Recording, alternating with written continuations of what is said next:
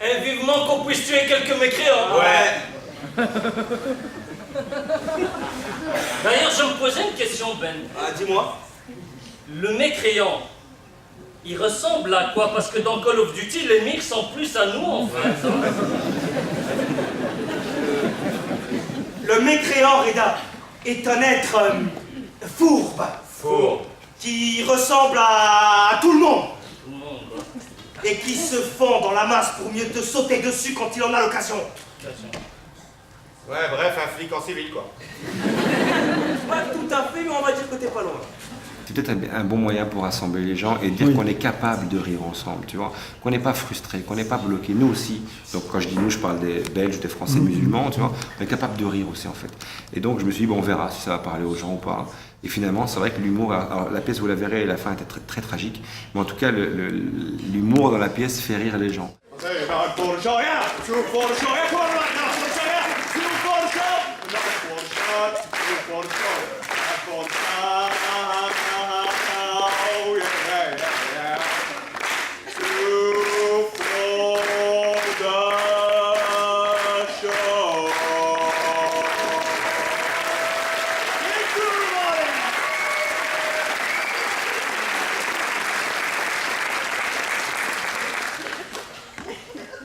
Et à part ça, le dessin, on peut pas, hein? Alors merci beaucoup d'avoir fait cette pièce et je suis vraiment touché. Merci. J'ai un point de vue.